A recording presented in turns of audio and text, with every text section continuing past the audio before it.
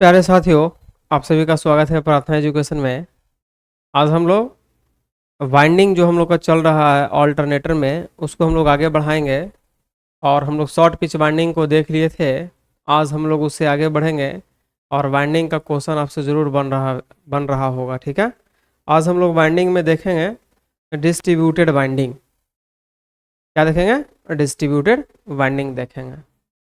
तो short pitch जो winding था उससे हम लोग केपी का वैल्यू निकालते थे, उसको बोलते थे पिच फैक्टर। आज जो हम लोग पढ़ेंगे उससे हम लोग फाइंड आउट करेंगे डिस्ट्रीब्यूशन फैक्टर। और इन दोनों को जब प्रोडक्ट करते हैं तो होता है वाइंडिंग फैक्टर। और यह वाइंडिंग फैक्टर जो है डायरेक्टली प्रोपोर्शनल होता है ईएमएफ का, है ना, और केवीए रेटिंग का। सारे कुछ हम लोग देखने वाले हैं, अभी पेशेंस रखना है। अभी पहले वाइंडिंग चर्चा कर लेंगे, उसके बाद हम लोग ईएमएफ इक्वेशन पे आ जाएंगे, है ना। तो वाइंडिंग जो हम लोग देख रहे हैं ये पावर होल्डिंग के सिलेबस के अकॉर्डिंग बात कर रहे हैं। और इसमें किस प्रकार से न्यूमेरिकल्स आता है ना, क्वेश्चन जो आता है आपसे बनना चाहिए। और उन सारी चीज़ों को हम ध्यान में रखते हुए बताने का प्रयास कर रहे हैं। तो चलिए आज हम लोग देर ना करेंगे और हेडिंग लगाएंगे डिस्ट्रीब्यूटेड वाइंडिंग। क्या लगाएंगे? Distributed winding. चलिए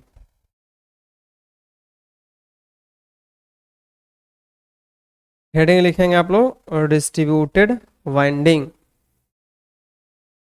अच्छा, हम लोग चैप्टर पहले क्या पढ़ रहे हैं उसकी बात कर लेंगे। क्या चैप्टर पढ़ रहे हैं और तब आएंगे बाइंडिंग लिखेंगे, है ना। तो हम लोग देख रहे हैं अल्टरनेटर। अल्टरनेटर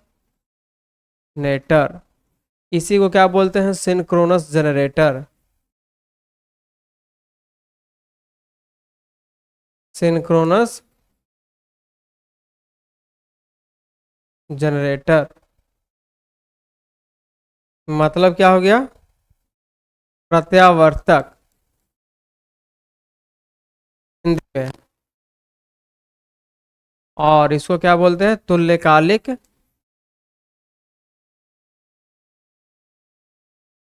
तुल्यकालिक जनित्र। तुल्यकालिक जनित्र। और इसी में हम लोग को देखना है डिस्ट्रीब्यूटेड वाइंडिंग। क्या देखेंगे? डिस्ट्रीब्यूटेड वाइंडिंग हेडिंग लगाएंगे।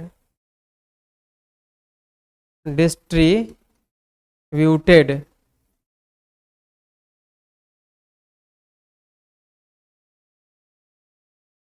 डिस्ट्रीब्यूटेड वाइंडिंग मतलब वितरित। क्या करना है? वितरण करना है।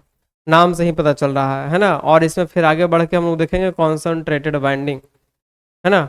वाइंडिंग का जब हम क्लासिफिकेशन किए थे तो आपको बताया गया था इन सारी चीज़ों को। तो डिस्ट्रीब्यूटेड बाइंडिंग जो हम लोग अभी करने वाले हैं और देखने वाले हैं, और इसमें टर्मिनोलॉजी जो सीखेंगे और क्वेश्चन का पैटर्न भी हम लोग देख लेंगे। तो अब इसमें हम विचार करेंगे कि एक अल्टरनेटर लेते हैं। एक अल्टरनेटर लेंगे हम लोग। क्या करेंगे? एक अल्टरनेटर लेंगे। मान लिया है ना कि एक अल्टरनेटर है जो 2 पोल का है। कितना पोल का है? 2 पोल का है। 2 पोल का है और 18 स्लॉट का है। 18 स्लॉट्स का है और 3 फेज है। 3 फेज ऑल्टरनेटर है।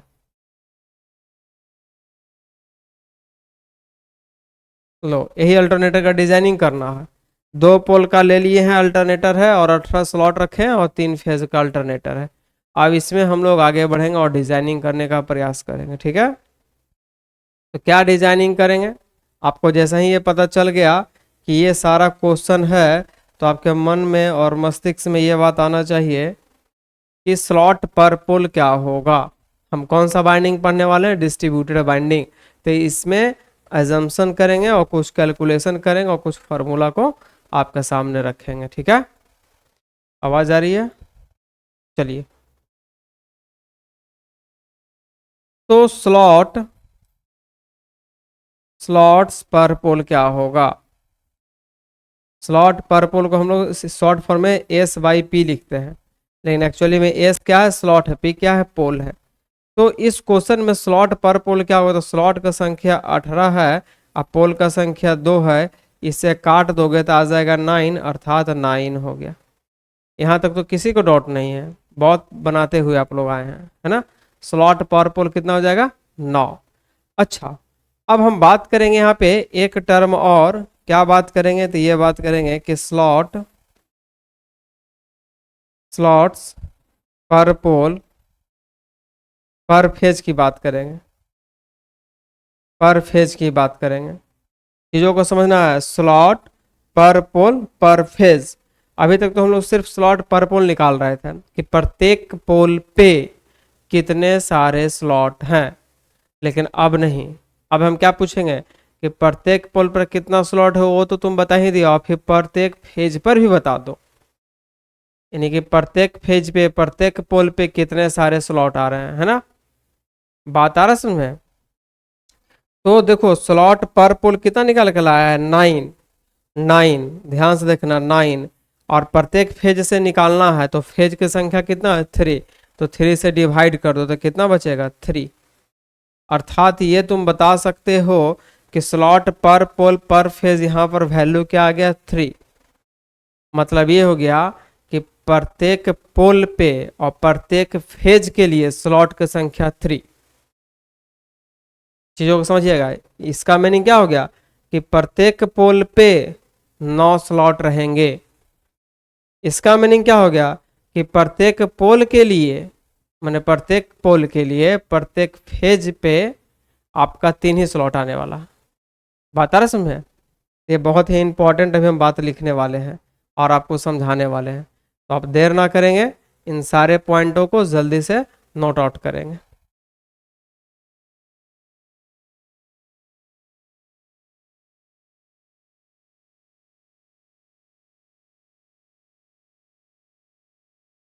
लिख लिए होंगे। अब हम लोग आगे चलेंगे। देखिए दो चीज, जैसा ही पोल का संख्या मालूम रहे, स्लॉट का संख्या मालूम रहे और कितना फेज का अल्टरनेटर है ना, तो आप सारे अजम्पशंस को बना सकते हैं, लिख सकते हैं। तो हम लोग यहाँ पर 2 पोल 18 स्लॉट और 3 फेज का ले करके चले हैं। तो अभी जस्ट हम लोग देखें स्लॉट्स पर पोल पर फेज, है ना, इसको हम लोग एम से डिनोट करेंगे। किससे, एम से। क्या आया वैल्यू हमारा, 3, है ना, या बोल सकते हैं हम लोग एम स्लॉट, एम स्लॉट्स। अब हमारा उद्देश्य होना चाहिए एम से डिनोटेट करते हैं, ठीक है, यानी एम स्लॉट बोल सकते हैं। यहाँ 3 स्लॉट आया ना, 3 क्या है, स्लॉट है। चीजों को समझिएगा, हम स्लॉट लिखना भूल जाते हैं और स्लॉट नहीं लिखते हैं। यहाँ 9 क्या है, स्लॉट है। यहाँ 3 क्या है, स्लॉट है। 3 जो डाटा दिखा रहा है वो स्लॉट की संख्या दिखा रहा है, ठीक है। 9 जो डाटा दिखा रहा है और 9 स्लॉट है, कहाँ पे, प्रत्येक पोल पे। अब आइए, इतना तो आप सीख गए। अब बताइए कि शॉर्ट पिच एंगल क्या होगा, या फिर आप ये बताएं कि एक स्लॉट के थ्रू बनाया गया एंगल कोण, जिसको हम लोग क्या बोलते हैं, स्लॉट एंगल बोलते हैं, क्या होगा। तो अब हम लोग निकालेंगे slot angle. Slot angle, slot angle किसको बोलते हैं, ये गामा को बोलते हैं। ये क्या है भाई, एक स्लॉट के थ्रू बनाया गया कोण, क्या होता है फॉर्मूला, 180 डिग्री और डिवाइड बाई स्लॉट पर पोल, शॉर्ट फॉर्म में लिख रहा है। तो यहां क्या आ रहा है डाटा, यहां जो डाटा आ रहा है 180 डिग्री, और स्लॉट पर पोल कितना आया था, 9, अर्थात कट कर दो तो 20 आ जाएगा, अर्थात 20 डिग्री। मतलब ये हो गया कि प्रत्येक स्लॉट के द्वारा बनाया गया कोण 20 डिग्री हुआ। प्रत्येक स्लॉट के द्वारा बनाया गया कोण 20 डिग्री हुआ। क्लियर हो गया। अब इन सारी चीजों को हम ड्रॉ करेंगे, तब आपको फीलिंग आएगा। कैसे ड्रॉ करेंगे, आइए। यहां तक किन्हीं को दिक्कत, मेरे ख्याल से नहीं होनी चाहिए। और यदि दिक्कत है तो पेशेंस रखेंगे, आगे बढ़ेंगे तो फिर समझ आएगा। आइए, अब हम लोग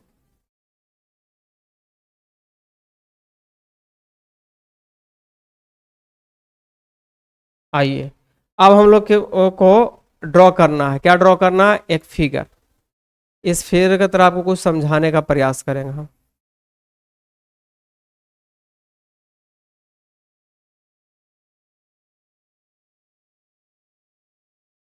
चलिए।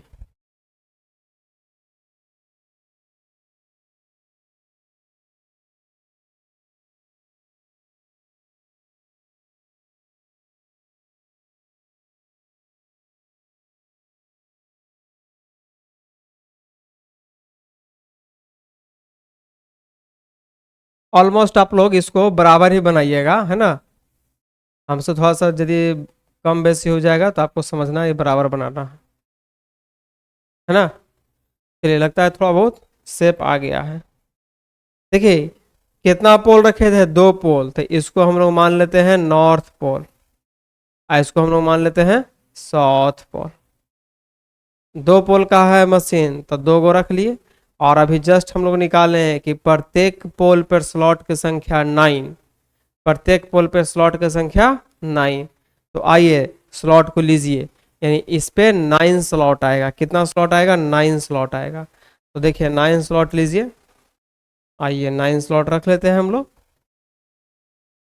1, 2, 3, 4, 5, 6, 7, 8, 9।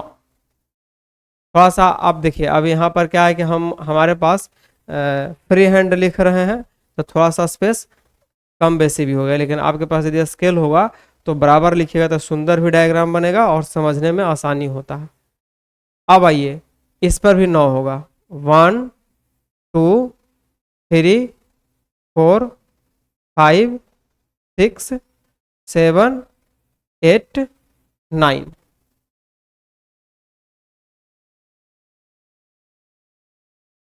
बहुत आसान है, आराम से समझ जाइएगा सभी लोग। बस थोड़ा सा यहाँ पर ध्यान देना आप लोगों को। थोड़ा सा ध्यान दे दिए, काम बन गया आपका। चलिए आइए, ये है 1। ये है डाटा क्या? 1। 1, 2, 3, 4, 5, 6, 7, 8, 9। 10, 11, 12, 13, 14, 15, 16, 17, 18 स्लॉट हो गया। अब आइए, अब जब वाइंडिंग करने की बारी आएगी तो जब वाइंडिंग करिएगा, है ना, तो आपको काउंटिंग करके करना होगा कि पहला स्लॉट में कंडक्टर को रखे हैं, तब अगला हमको 9वां स्लॉट में रखना होगा, है ना। तो देखिए कैसे करिएगा। 1 सेकेंड।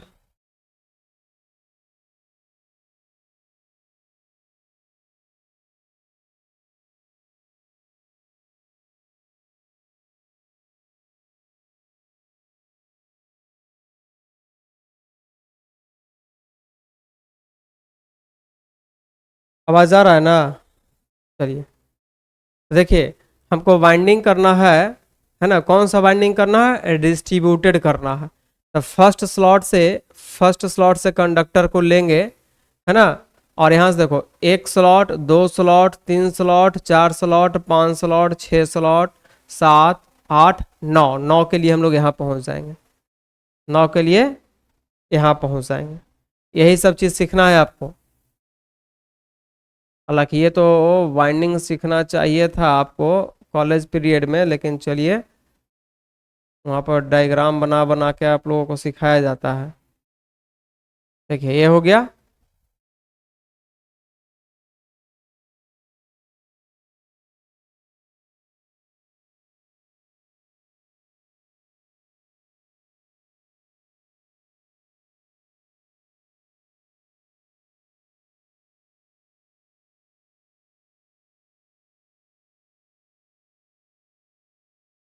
कौन सा बाइंडिंग सीख रहे हैं जी? Distributed binding. डिस्ट्रीब्यूटेड बाइंडिंग, है ना। यानी कि देखो डिस्ट्रीब्यूट होते जा रहा है। क्या होते जा रहा है? डिस्ट्रीब्यूट होते जा रहा है। लेकिन अभी जस्ट हम लोग एक ठो चीज पढ़ लिए। क्या पढ़ लिए? स्लॉट पर पोल पर फेज क्या होगा वैल्यू।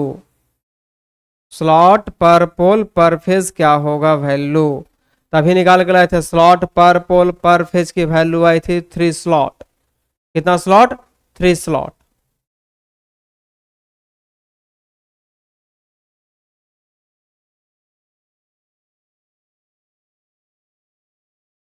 चलिए ध्यान से देखिए,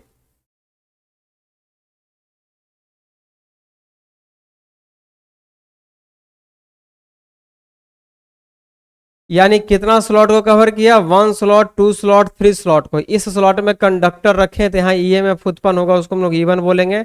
यहाँ भी कंडक्टर रखें, ईएमएफ उत्पन्न होगा, E2 बोलेंगे। यहाँ भी कंडक्टर रखें, यहाँ भी ईएमएफ उत्पन्न होगा, E3 बोलेंगे। है ना? मतलब ये हो गया कि फर्स्ट क्वाइल से, फर्स्ट कंडक्टर से और ये थर्ड कंडक्टर मतलब थर्ड स्लॉट के बीच यहाँ पर जो हमारा टर्म आता है इसको बोलते हैं फेज बेल्ट। क्या बोलते हैं? Phase belt.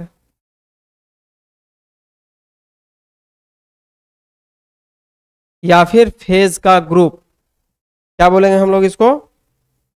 Phase belt, phase group. चीजों को समझिएगा, कहां से कहां तक? तो 1 से लेकर के 3 तक, क्योंकि स्लॉट पर पोल पर फेज की संख्या आई है 3।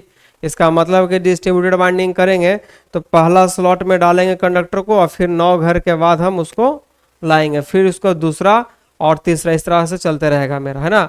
तो प्रत्येक स्लॉट पे, सॉरी, नंबर ऑफ जो स्लॉट हम लोग देख रहे हैं, प्रत्येक पोल पे प्रत्येक फेज के लिए 3 ही स्लॉट है।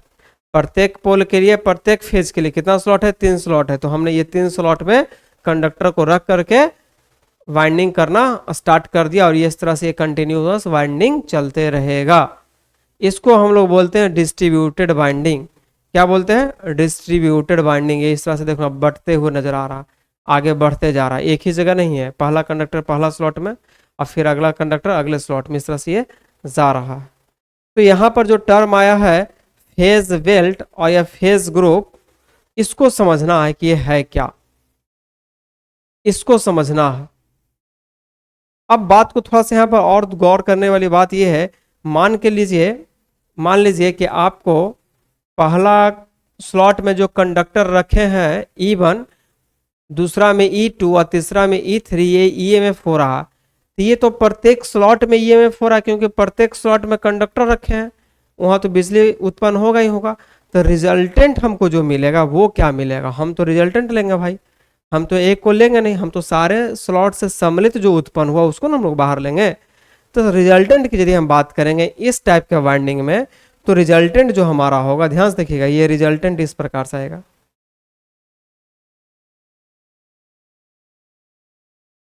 ये हो गया पहला कॉइल का, ये हो जाएगा दूसरा कॉइल का, और इन दोनों का रिजल्टेंट जो आएगा वो हमारा तीसरा कॉइल देगा, और ये तीसरा का जो रिजल्टेंट होगा ये पूरा हो जाएगा।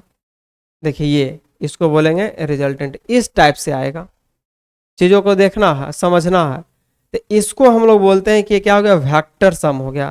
तो हम बोल सकते हैं कि resultant EMF, resultant EMF is the vector some, is the vector सम। बात समझ में आई? मेरी बात को फिर से समझ लीजिए। इस स्लॉट में, पहला स्लॉट में कंडक्टर है, दूसरा स्लॉट में, तीसरा स्लॉट में है। तो हम चाहें कि प्रत्येक स्लॉट में जो इंड्यूस्ड ईएमएफ हुआ है उसका पूरा का पूरा रिजल्टेंट बताओ। तो रिजल्टेंट कैसे निकालोगे? तो रिजल्टेंट निकालेंगे वेक्टर सम से। वेक्टर सम क्या कहता है कि फर्स्ट स्लॉट में जो ईएमएफ हुआ है उसको रेफरेंस पर लेंगे, और सेकंड में जो हुआ है ना, कुछ एंगल से भी वो होते जाएगा, इस प्रकार से चलता जाएगा। मान के चलिए आप ऐसे आ जाइए, एक और फिगर दे दें आपको। इन दोनों का रिजल्टेंट कौन होगा? ये होगा। और ये रिजल्टेंट और ये तीसरा वाला, इन दोनों को मिलाएंगे तो रिजल्टेंट ये होगा। तो उतना अंदर की बात आपको सीखने की आवश्यकता नहीं है ना? आपका काम इतना में बन जाएगा, इसलिए इतना से ही रहने दीजिए, और बाकी जब होगा तो देखा जाएगा। तो ये याद रखना कि डिस्ट्रीब्यूटेड वाइंडिंग में जो ईएमएफ निकल रहा है उसका रिजल्टेंट वोल्टेज जो होगा वो वेक्टर सम होता है। और दोनों फिगर हम एक जगह रख दिए हैं। अब आइए कुछ जो परिभाषा है, जो टर्मोलॉजी है इसमें, वो हम लोग लिखेंगे। तो पहला टर्मोलॉजी है फेज बेल्ट। पहला जो टर्मोलॉजी है वो है फेज बेल्ट। पहला जो टर्मिनोलॉजी है क्या है, phase belt.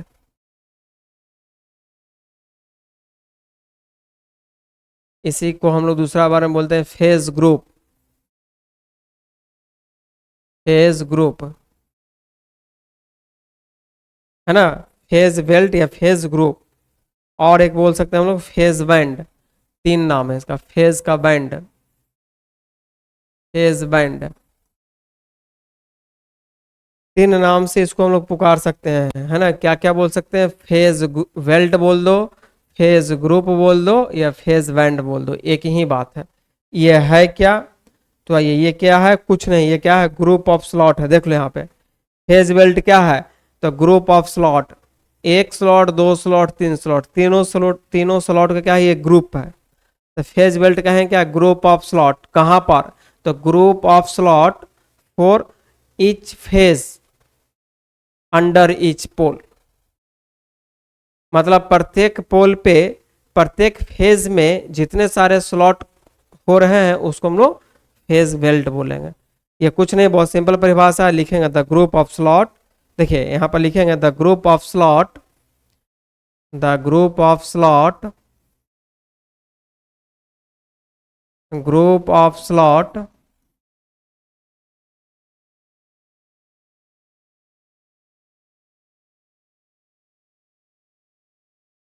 The group of slots, the group of slots for each pole, sorry each phase, each phase, each phase, each phase under, under, under each pole, under each pole।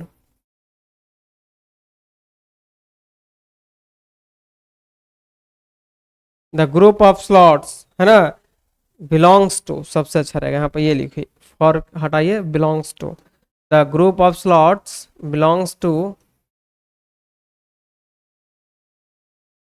Belongs to each phase under each pole. मतलब क्या हो गया, slot का समूह कहां पर, तो प्रत्येक फेज और प्रत्येक पोल पे, बस यही याद रखना। तो हम बोल सकते हैं यहां पे कि फेज बेल्ट कितना है भाई, फेज बेल्ट कितना है इसमें, तो तीन स्लॉट। ग्रुप ऑफ स्लॉट बोला तो तीन ही स्लॉट है। प्रत्येक पोल पे, प्रत्येक फेज के लिए कितने सारे स्लॉट हो रहे हैं उसी को हमको फाइंड आउट करना है। तो फेज बेल्ट यहाँ पे क्या हो गया, थ्री, कितना हो जाएगा, थ्री, या फिर हम बोल सकते हैं थ्री स्लॉट, या या एम स्लॉट, या एम स्लॉट।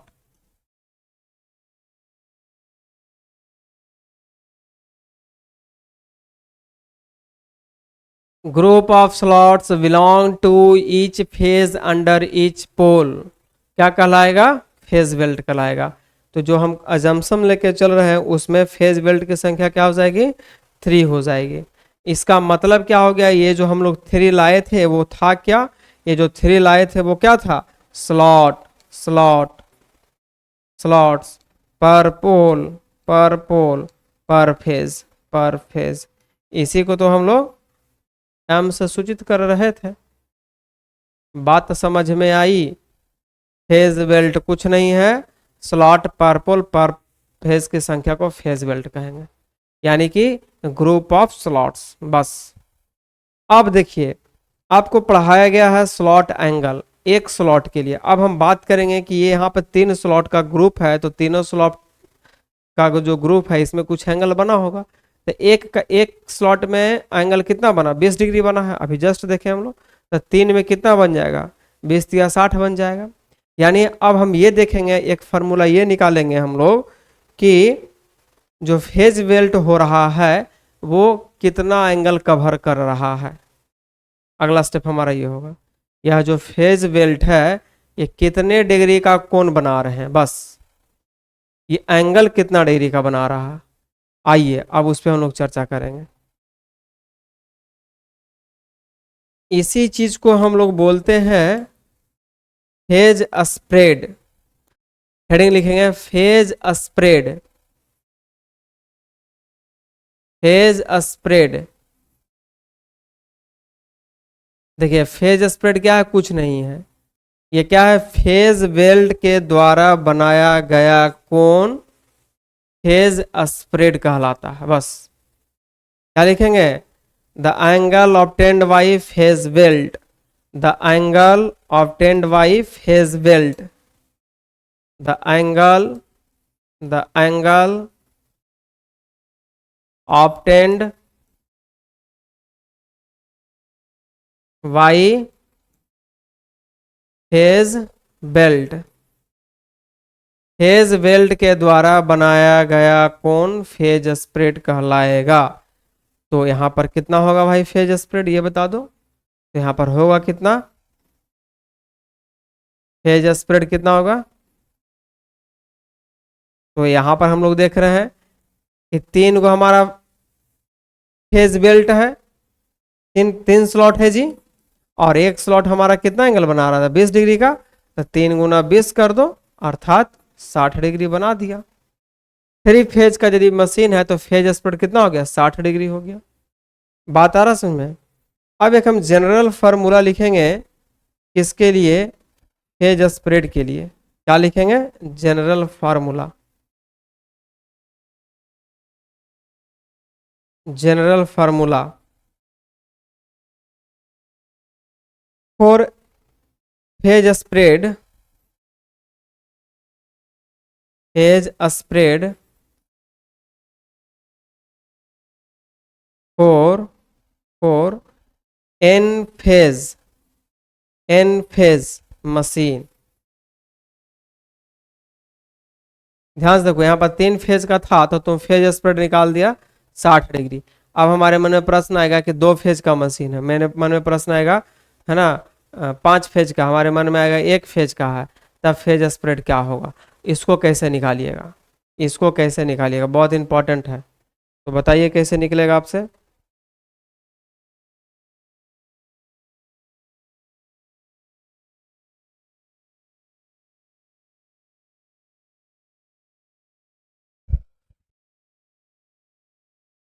इसका जो एक जनरल फार्मूला आता है वो लिखने का प्रयास करेंगे आप लोग। वो होता है is equal to 180 degree divide by N, 180 degree divide by N, 180 degree divide by N,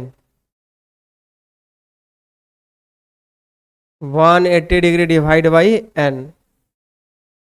अब देखिए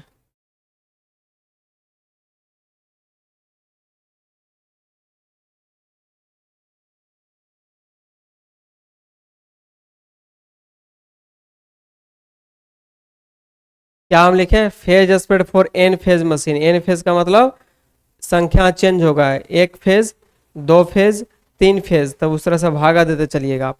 अभी जस्ट हम लोग निकाले हैं 3 फेज के लिए फेज स्प्रेड, तो 100 क्या लाए, 60 डिग्री। अब हम सिंगल फेज की बात करेंगे, क्या बात करेंगे, फेज स्प्रेड, फेज स्प्रेड, देखो थोड़ा थोड़ा नाम को याद रखना, phase spread for single phase, single phase machine, single phase machine क्या हो जाएगा, 180 डिग्री डिवाइड बाई 1, अर्थात 180 डिग्री। अब हम लिखेंगे phase spread, phase spread for two phase, two phase machine. ये सब जितना लिखा रहे हैं सब ऑब्जेक्टिव आने का संभावना रहता है, इसलिए बढ़िया से पढ़ना। डिवाइड बाई 2, डिवाइड करें तो क्या आ जाएगा, 90 डिग्री। इसको कट करो क्या आ जाएगा, 90 डिग्री। अब बात करेंगे कि phase spread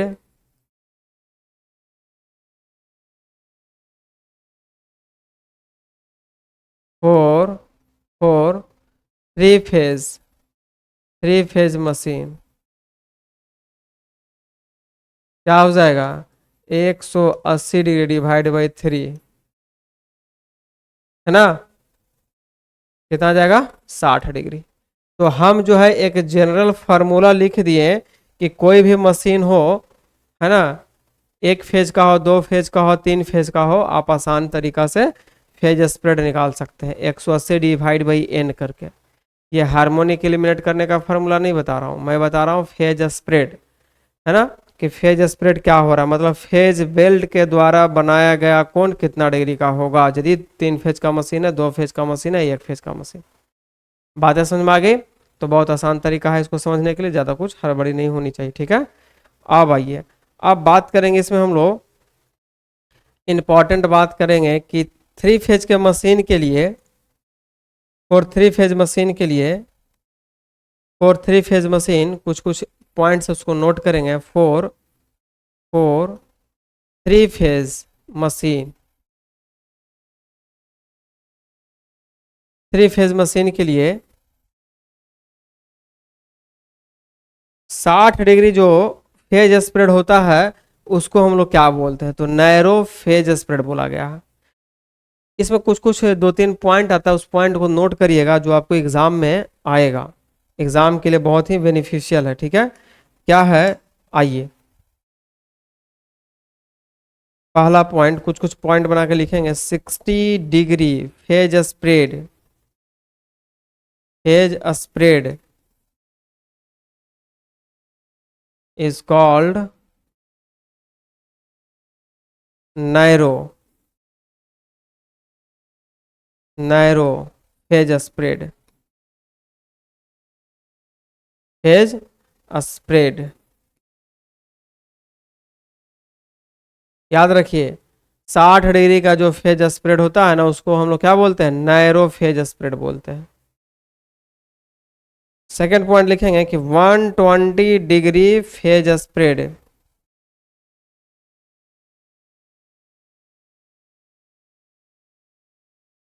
is called wide phase spread.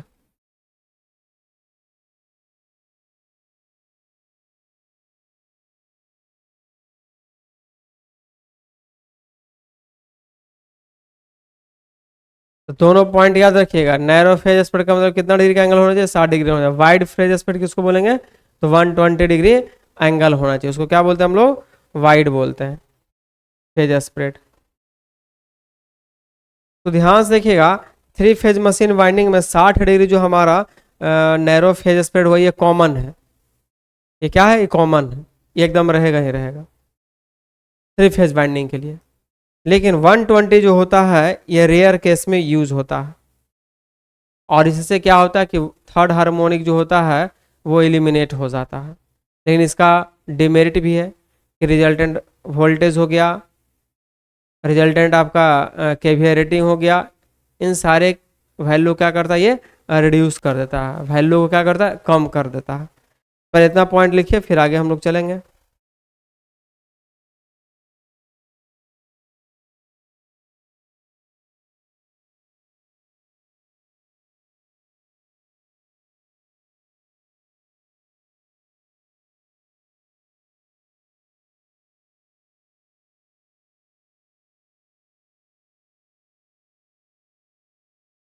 Clear हुआ?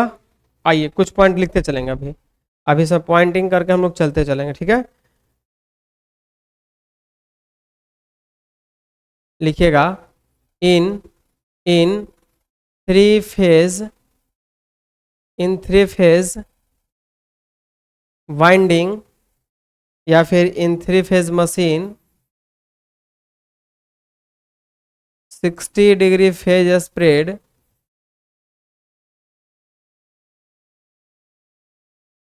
is more common, more common,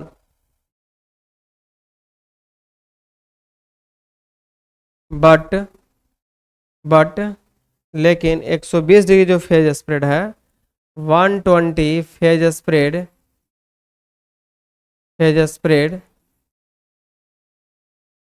is rarely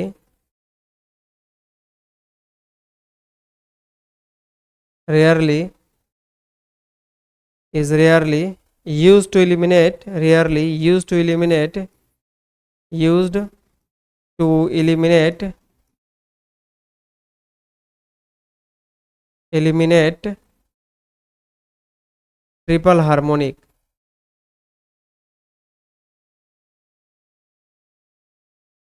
triple triply harmonic.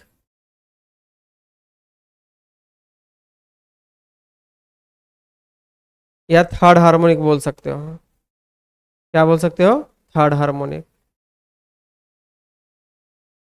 Eliminate third harmonic of the resultant voltage, of the resultant voltage,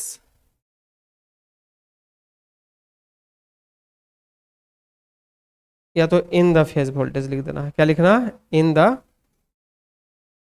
in the phase voltage.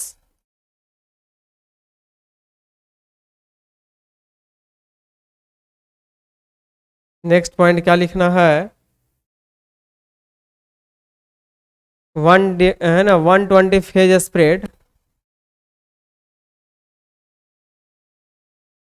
With 120 phase spread, phase spread, phase spread, KVA rating, KVA rating, comma, KVA rating, power output, power output and generated voltage and generated voltage is reduced, generated voltage are reduced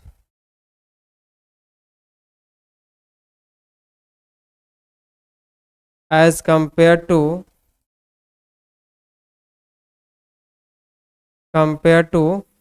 60-degree phase spread. देखो क्या कह रहा है, सुन लो, कुछ ज़्यादा कह नहीं रहा। 60 डिग्री के तुलना में जो 120 डिग्री का फेज स्प्रेड होता है ना, उसमें हमारा केवीए रेटिंग हो गया, पावर का जो आउटपुट हो गया और जनरेटेड वोल्टेज हो गया, ये क्या होता है? रिड्यूस कर जाता है। 60 डिग्री के तुलना में कुछ कम होता है, ये बात बोल रहा है। ठीक है, नेक्स्ट पॉइंट लिखेंगे हम लोग 120 phase spread is, next point 120 phase spread, phase spread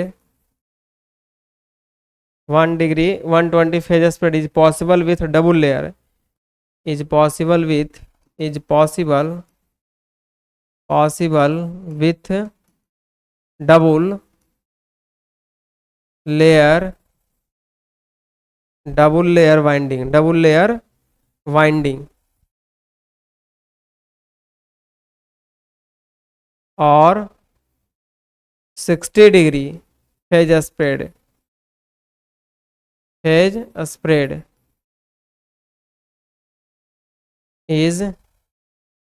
is both single layer and double layer, single layer and double layer binding।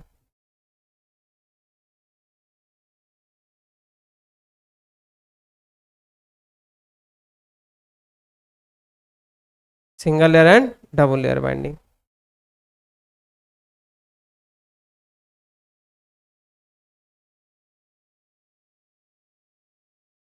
तो ये 3-4 जो पॉइंट है वो इम्पोर्टेंट है, आपको माइंड में रखना है ना। हम लोग फेज बेल्ट देखें, फेज स्प्रेड देखें, और हम लोग इसमें कंपैरिजन किए कि 60 डिग्री होगा तब क्या होता और 120 डिग्री होता तब क्या होता है। क्लियर? अब हम लोग आगे आएंगे और हेडिंग लिखेंगे। अब जो लिखेंगे कॉन्सनट्रेटेड बाइंडिंग, अभी लिखे थे डिस्ट्रीब्यूटेड बाइंडिंग, अब हम लोग देखेंगे कॉन्सनट्रेटेड बाइंडिंग। हेडिंग लगाएंगे concentrated binding.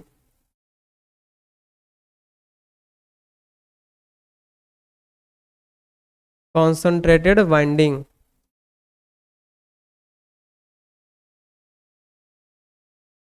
Winding, concentrated winding. तो इसमें भी हम लोग क्या करेंगे, एक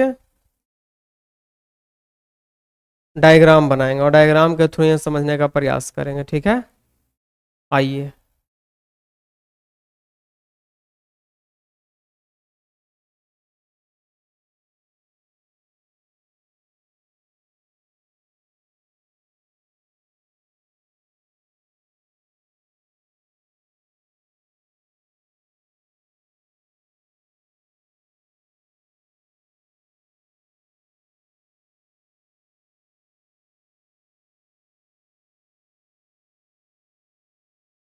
चलिए, ये नॉर्थ पोल है और ये साउथ पोल है।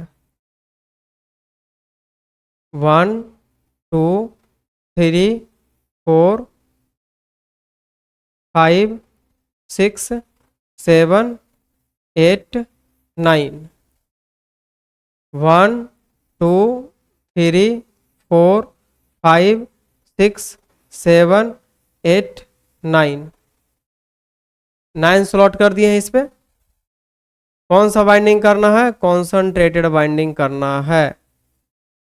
कॉन्सनट्रेटेड बाइंडिंग मतलब सकेंद्रीय, जिसका केंद्र एक ही हो, हिंदी ये होता है। तो आइए बाइंडिंग कर दीजिए।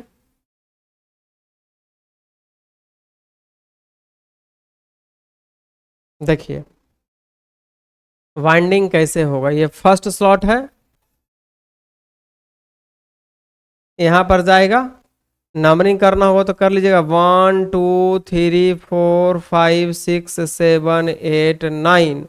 ये 10 होगा, 11 होगा, 12 होगा, 13 होगा, इस तरह से आगे चलता रहेगा।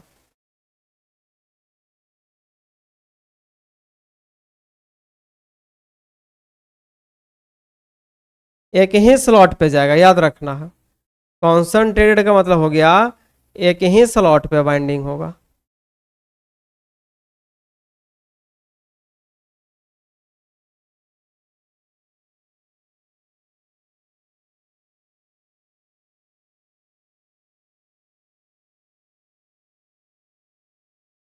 यानी पर स्लॉट जो आ रहा था आपका वैल्यू 3, लो हो गया। यानी हम ये बोल सकते हैं कि एक ही स्लॉट में आपका पहला बाइंडिंग आया है, एक ही स्लॉट में दूसरा बाइंडिंग हुआ है, एक ही स्लॉट में तीसरा बाइंडिंग हुआ, मतलब तीनों का इंड्यूस्ड ईएमएफ एक ही जगह होगा। इस तरह से यदि आप रिजल्टेंट ईएमएफ देखोगे तो E1 हो जाएगा पहला का, E2 हो जाएगा दूसरा का, और E3 आपका हो जाएगा तीसरा का। तो रिजल्टेंट यदि देखोगे कि रिजल्टेंट क्या होगा, तो यहाँ पर जुड़ जाएगा, तो क्या हो जाएगा, 3E हो जाएगा। कौन सा जोड़ जुटा जी, तो अर्थमेटिक जुटा है ना। तो रिजल्टेंट वोल्टेज यहाँ पर हमको क्या मिलेगा,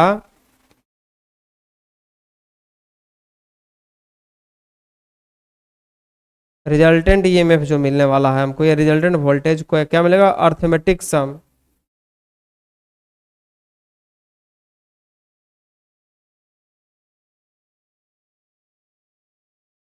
अर्थमेटिक सम मिलेगा, क्या मिलेगा, अर्थमेटिक सम, जिसको हम लोग सिंपल वे में जोड़ सकते हैं। ये देखो ये क्या हो गया, ध्यान से देखना, कॉन्सेंट्रेटेड बाइंडिंग उसी को कहते हैं कि पहला स्लॉट ये है और यहाँ से हम लोग 9 स्लॉट में जाकर दूसरा कंडक्टर को रखना है।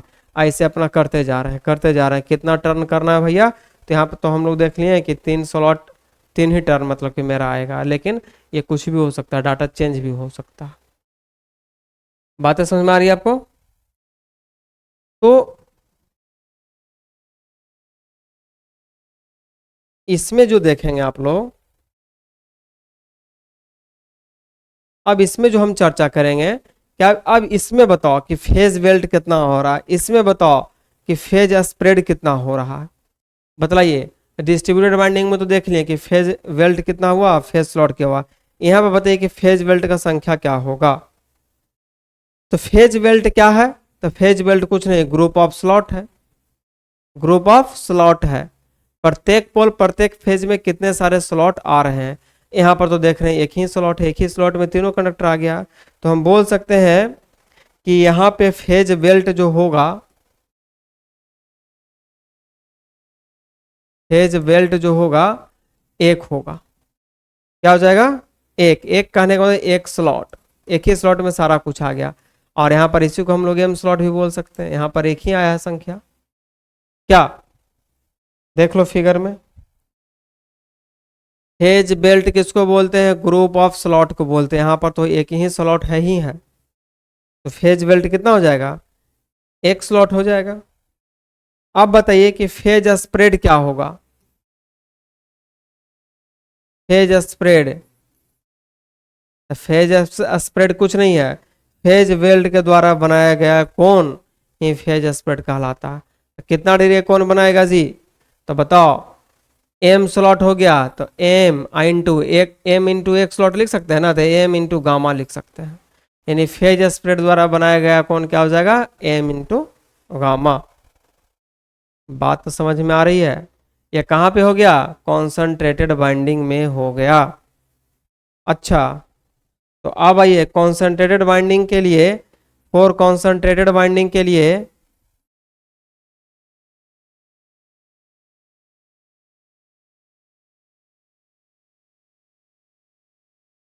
कॉन्सेंट्रेटेड बाइंडिंग के लिए आप ये बता दो कि पिच फैक्टर क्या होगा। अच्छा, उसके पहले हम लोग ये देख लेंगे, स्लॉट पर पोल, स्लॉट्स पर पोल पर फेज क्या होगा? क्या होगा बताओ? कॉन्सेंट्रेटेड बाइंडिंग के लिए बताना है और फिर आपको डिस्ट्रीब्यूटेड बाइंडिंग के लिए बताना है। कॉन्सेंट्रेटेड बाइंडिंग के लिए स्लॉट पर पोल पर फेज क्या होगा, जल्दी बताओ। स्लॉट पर पोल पर फेज, है ना? अभी जस्ट बताएं, फेज स्प्रेड जो बोले हैं या फेज बेल्ट बोले हैं वही वाली बात है। तो फेज बेल्ट बोलो या फेज बेल्ट बोलो या फिर स्लॉट पर पोल पर फेज बोलो, एक ही बात है। ये सब ऑब्जेक्टिव आता है, ना तो फिर कंफ्यूज कर जाइएगा, ठीक है? तो बात समझ में आ रही है आपको? यदि ये समझ में आ गया होगा तो अब हेडिंग लिखेंगे डिस्ट्रीब्यूशन फैक्टर। डिस्ट्रीब्यूशन फैक्टर, क्या लिखेंगे हम लोग? डिस्ट्रीब्यूशन फैक्टर, या इसी को बोलेंगे हम लोग बेल्ट भी फैक्टर। क्या बोलते हैं? Belt factor, belt factor. और कुछ इसका नाम होगा, अभी बेल्ट फैक्टर और डिस्ट्रीब्यूशन फैक्टर मेरे माइंड में, ठीक है? तो इसका फॉर्मूला क्या होता? डिस्ट्रीब्यूशन फैक्टर बोलो या बेल्ट फैक्टर बोलो, इसको हम लोग सूचित करते हैं के डी से। इसके पहले हम लोग देख रहे थे के पी, पिच फैक्टर, यहाँ होगा डिस्ट्रीब्यूशन फैक्टर, ठीक है? तो क्या है ये? तो के डी क्या है जी? तो के डी कुछ नहीं है, ये रेशियो है। किसका रेशियो है? तो जो ईएमएफ उत्पन्न होता है ना, उसी का रेशियो है। कहाँ उत्पन्न होता है? तो दो टाइप में उत्पन्न होता है। कब? जब आप एक बार बनाते हो डिस्ट्रीब्यूटेड बाइंडिंग और एक बार बनाते हो concentrated binding. The EMF, the EMF induced with कब? Distributed binding.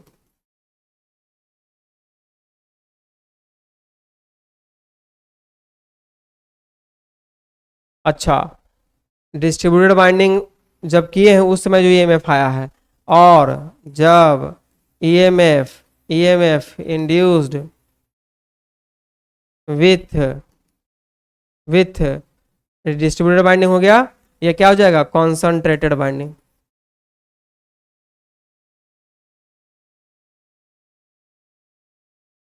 इन दोनों का क्या है? ये रेशियो है। अच्छा, ये रेशियो है, तो और क्या होता है? और ये भी होता है रेशियो। क्या होता है रेशियो? जब हम डिस्ट्रीब्यूटेड बाइंडिंग करते हैं तो रिजल्टेंट ईएमएफ क्या आता है? Vector sum. जब कॉन्सेंट्रेटेड करते हैं तब रिजल्टेंट क्या आता है? Arithmetic sum. यानी यहाँ पर ये भी रेशियो हो सकता है, the vector sum of induced EMF, the vector sum of the vector sum of induced voltage या इंड्यूस्ड ईएमएफ और डिवाइड कर देंगे किससे, द अर्थमेटिक सम,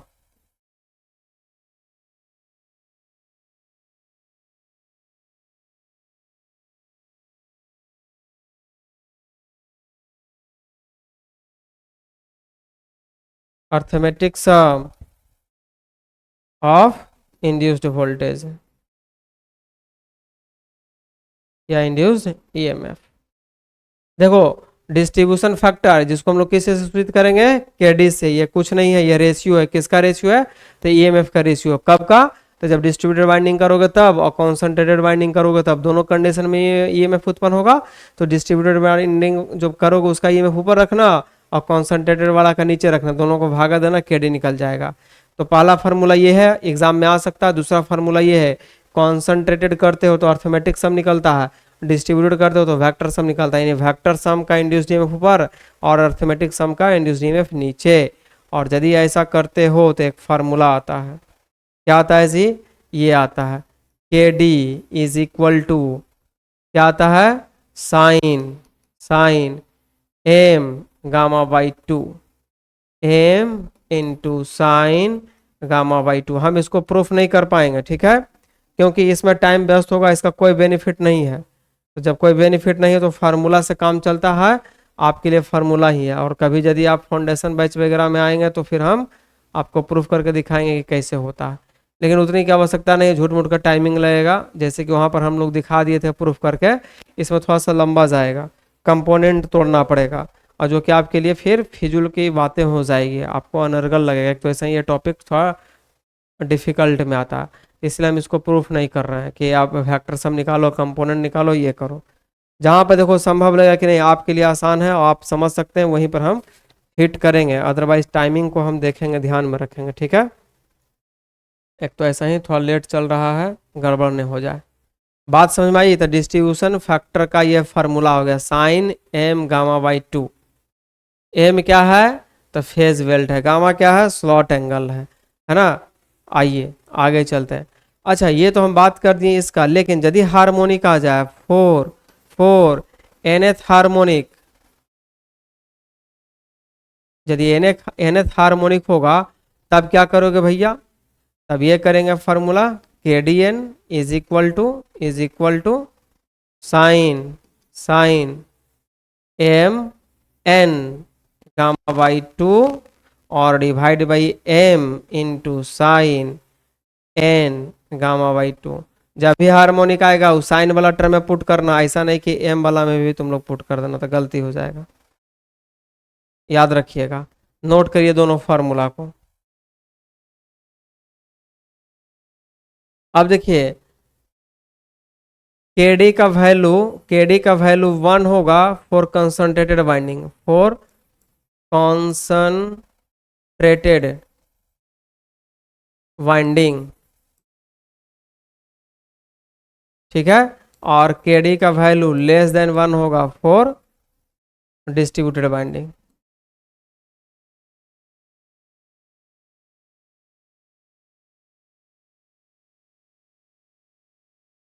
देखो कैसे, क्योंकि कॉन्सेंट्रेटेड बाइंडिंग में एम का वैल्यू क्या आ रहा था, कॉन्सेंट्रेटेड बाइंडिंग में एम का वैल्यू 1 आ रहा था, तो यहाँ 1 पुट कर दो, है ना, यहाँ भी 1 पुट कर दो, तो ये 1 1 हो जाएगा, 1 यहाँ पर आएगा, यानी कि साइन गामा बाई 2 हो जाएगा, साइन गामा बाई 2 कट के केडी का वैल्यू 1 हो जाएगा।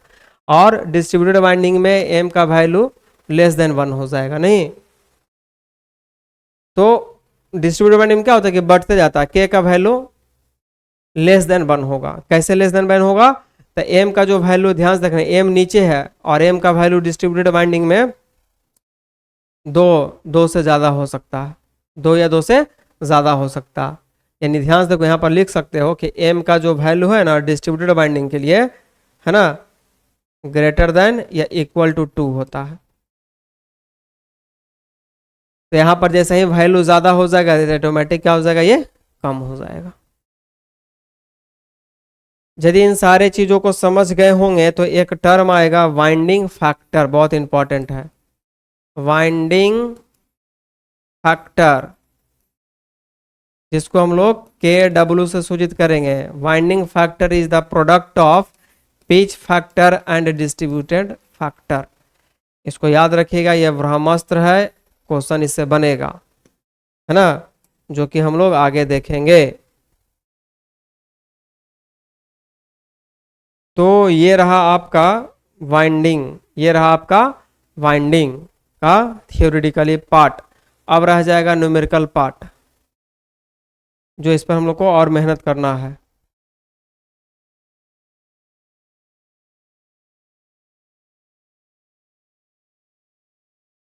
आया समझ में?